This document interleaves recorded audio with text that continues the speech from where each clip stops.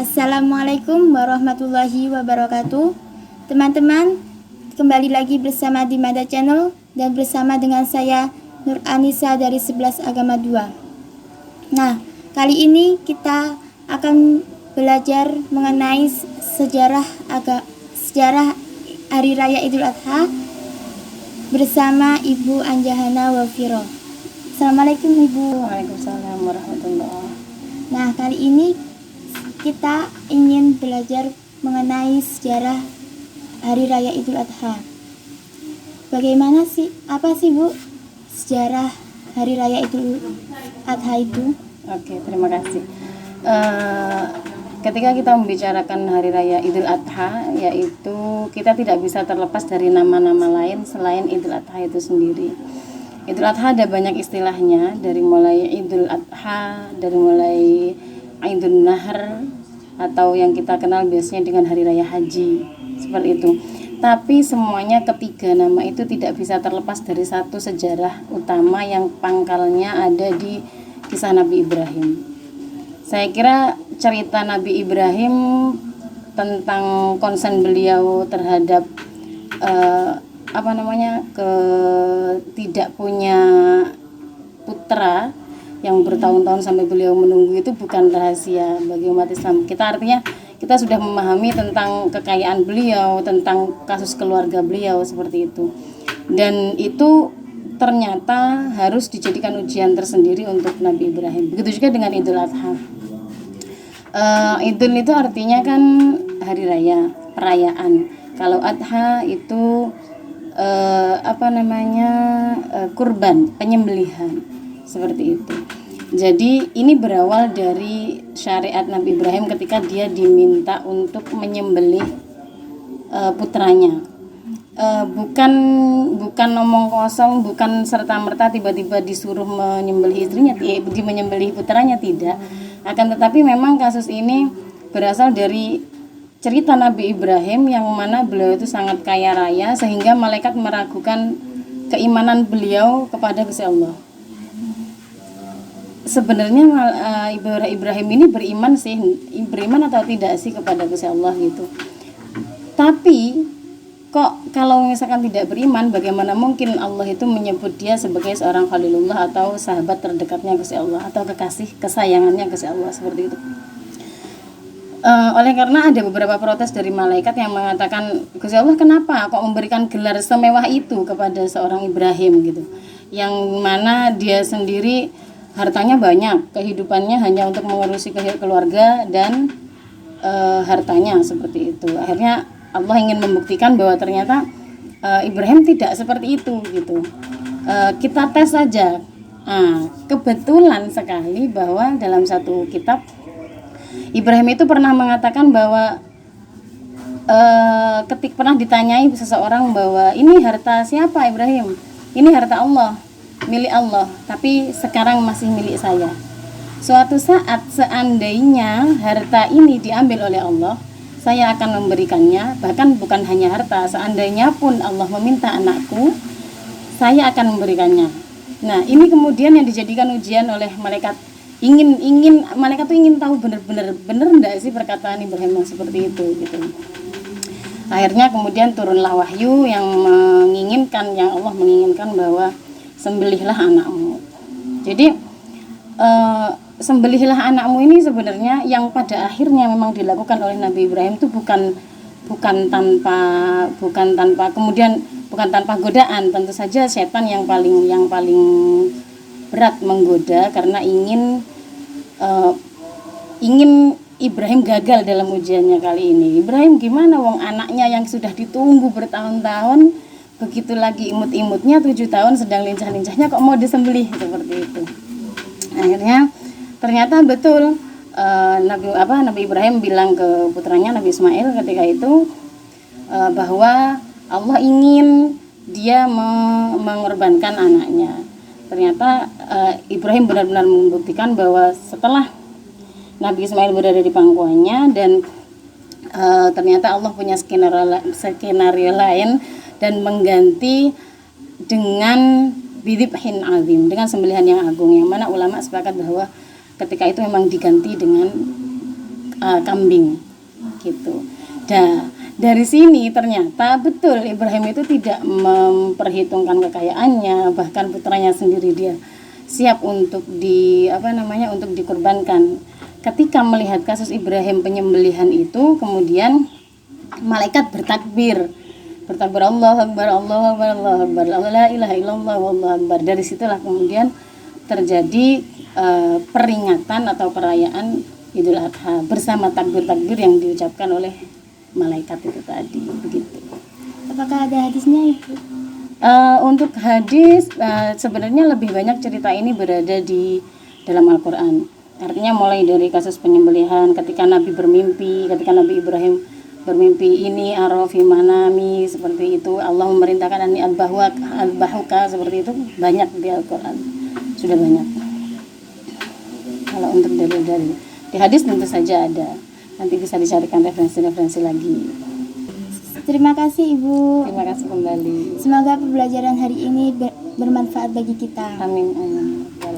Setelah ini kita akan mempelajari cara penyembelihan hewan kurban. Sekian, saya Nur Anissa dari 11 Agama 2 melaporkan.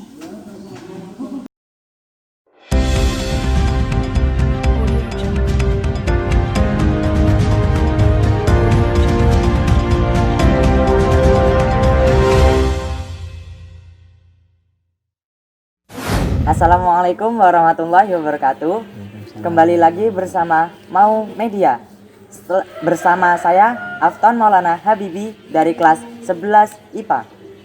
Setelah kita mempelajari tentang sejarah Hari Raya Idul Adha, selanjutnya kita akan mempelajari tentang bagaimana tata cara menyembelih hewan kurban yang baik dan benar bersama Bapak Ihwanuddin SPD. Assalamualaikum Pak. Waalaikumsalam warahmatullahi. Bagaimana keadaannya? Alhamdulillah pagi hari ini saya sehat, Saudara Afton, dan semoga Saudara Afton dan pemirsa Muhammadiyah Channel juga dikasih kesehatan, keselamatan dunia dan akhirat. Amin. Amin. Sebelum ke praktek, Ya.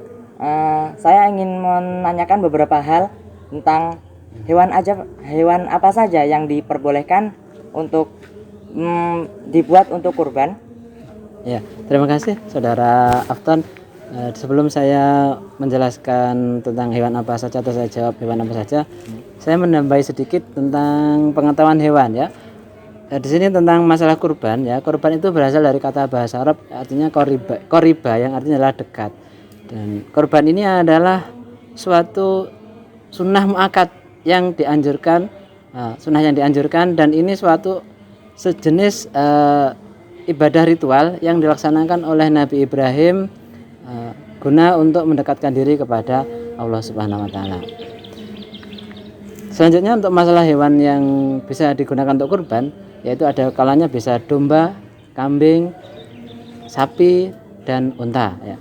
Untuk domba atau kambing ini bisa digunakan untuk satu orang ya, cukup kurbannya untuk satu orang. Sedangkan sapi atau unta ini bisa digunakan untuk 7 orang, baik satu keluarga ataupun orang lain, yang penting digunakan untuk 7 orang ya. Selanjutnya saya ingin tahu bagaimana rukun-rukun menyembelih hewan kurban ya. Terima kasih pertanyaannya. Saya jawab untuk rukun-rukun menyembelih kurban ini ada 4, yaitu 1, penyembelihnya harus beragama Islam ya. Yang kedua, hewan yang disembelih itu harus halal, baik secara zat atau keadaan hewan tersebut ataupun cara memperolehnya. Yang ketiga, alat yang digunakan untuk menyembelih ini adalah harus tajam. Kenapa kok harus tajam? Karena ini digunakan untuk agar hewan tersebut biar cepat matinya ya. Maaf, saya tadi bawa contohnya hewan yang yang tajam mungkin seperti ini ya. Ini harus dipersiapkan sehingga biar mudah dalam menyembelih, tidak menyiksa hewan. Selanjutnya yang nomor 4, yaitu yang mengeluarkan korban itu supaya berdoa agar hewan korbannya diterima oleh Allah Subhanahu wa taala. Selanjutnya tentang tata caranya Pak, bagaimana? Ya. Untuk tata cara menyembelih korban ini ada mungkin sedikit gambaran atau ilustrasi ya. Jadi untuk hewan korban tata caranya penyembelihannya ya. Jadi harus membaca basmalah, di antaranya baca basmalah, membaca sholawat, membaca takbir 3 kali, itu itu yang sunnah ya. Lalu untuk hewannya ya, hewannya nanti ditata seperti ini, tempatnya hanya sebagai praktek saja. Ditata dengan hewan ini kepalanya berada di sebelah selatan, jadi hewannya menghadap kiblat. Orang yang menyembelih pun juga disunahkan menghadap arah kiblat. Jadi hewannya menghadap kiblat, kepala di selatan dengan direbahkan di perut yang sebelah kiri atau lambung yang sebelah kiri. Proses penyembelihannya itu harus urat tenggorokan dan nadi, dua nadi, urat nadi darah itu harus potong. Yang urat nadi yang berada di sebelah kanan dan kirinya leher itu harus juga terpotong. Itu mungkin hanya sedikit gambaran tata caranya ya. Sebenarnya masih banyak tata cara yang lain, teman, itu kayaknya sudah cukup. Selanjutnya tentang doanya Pak, itu bagaimana doanya Pak? Untuk doanya, ya ini doanya memang terkadang ada sedikit perbedaan doa. Ini yang saya contohkan di sini ya, doanya adalah membaca ini, Bismillahi Allahu Akbar, Allahu Akbar, Allahu Akbar. Allahumma inna hadza minka wa ilaika fataqabbal minni kama taqabbaltahu min khalilika Ibrahima wa sayyidin wa habibika sayyidina Muhammadin alaihi wassalatu wassalam. Itu. Jadi untuk doa itu saudara Afton, itu untuk doa pribadi, misalnya orang yang mengeluarkan kurban itu disembelih sendiri ya. Kalau yang menyembelih itu dimintai tolong oleh orang lain, maka tinggal mengganti katanya saja. Jadi fataqabbal minni, fataqabbalhu minni itu bisa diganti dengan fataqabbalhu min udhiyati saudara Lukman ataupun yang lainnya, itu bisa diganti, sebutkan namanya. Dan untuk doa ini juga bisa digunakan untuk doa menyembelih hewan akikoh. Jadi kalau tadi fataqabbalhu min udhiyati, dari kata udhiyah artinya adalah kurban, bisa diganti dengan fataqabbalhu min aqiqati, saudara siapa tuh ya, fulan atau saudara siapa itu. Itu mungkin sedikit gambaran tentang doa. Mohon maaf nanti kalau dalam saya menjawab ini ada sedikit kekeliruan, terutama pada saudara Afton dan kepada pemirsa media mau media ya. Ini seandainya ada kekurangan atau kekeliruan mohon dikoreksi dan mohon dibenarkan. Terima kasih. Terus gimana untuk selanjutnya? Mari kita mencoba mempraktek ya. Ya. Jadi untuk cobaan praktek ya, tadi sudah kita hewan ini ya. Ini harus diikat. Jadi kakinya diikat terlebih dahulu biar tidak meronta, sehingga nanti proses penyembelihannya biar tidak sampai lepas. Jadi biar bisa lancar, dan kepalanya harus ada yang megang. Coba minta bantuan saudara, mungkin ada saudara yang bisa membantu, hanya mencontohkan praktek di sini. Coba diibaratkan memegang kepalanya, tidak di sini saja ya, tidak di sini. Nah ini kan sudah kebetulan lubangnya sudah ada, jadi terus ada yang harus megang kakinya, dan kakinya hewannya di sini ya. Itu. Terus saya mungkin bisa langsung mempersiapkan tata caranya. Saya ini bawa daun pisang, ini tujuannya kalau nanti saya saat menyembelih darahnya tidak sampai muncrat mengenai orang yang memegang kepala, atau mungkin mengenai saya sendiri atau mengenai orang yang lain ya. Itu. Jadi caranya mungkin bismillah ini tidak ada bismillahirrahmanirrahim ya. Jadi harus bismillah ya.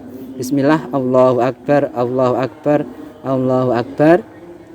Itu doanya dulu dibaca. Lalu Allahumma inna hadza minka wa ilaika fataqabbal minni kama taqabbal tahu min khalilika Ibrahim Sayyidina wa habibika Sayyidina Muhammadin alaihi wassalatu wassalam. Langsung kita bacakan ya. Bismillah, Allahu Akbar, Allahu Akbar, Allahu Akbar. Allahumma inna hadza minka wa ilaika fataqabbal minni kama taqabbal tahu min khalilika Ibrahim alaihi wassalatu wassalam. Setelah kita sembelih, mungkin darah-darah bisa mengalir di sini, lalu kita pisaunya kita bersihkan di tulang lehernya. Setelah itu kita tutup. Nanti kita tunggu hewan itu sampai sekira tidak meronta. Setelah itu kita bisa pindahkan. Terima kasih ya. Itu mungkin sedikit tata cara ya untuk penyembelihan kurban. Terima kasih Bapak Ihmanuddin. Ya, sama-sama Saudara Afton, terima kasih juga. Oke teman-teman, sekian pembelajaran pada hari ini. Semoga kita mendapatkan manfaatnya. Saya Afton Maulana Habibi dari kelas 11 IPA mengucapkan selamat Hari Raya Idul Adha 1441 Hijriah. Saya akhiri, wassalamualaikum warahmatullahi wabarakatuh. Waalaikumsalam.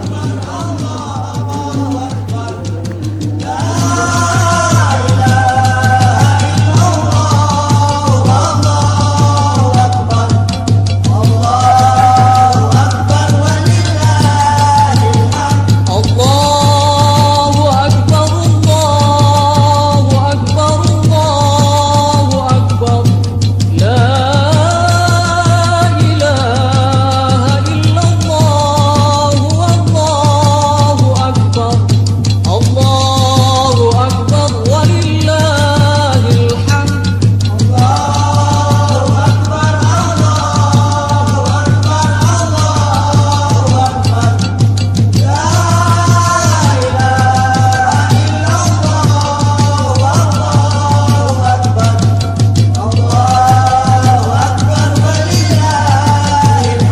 Allahu Akbar, Allahu Akbar, Allahu Akbar.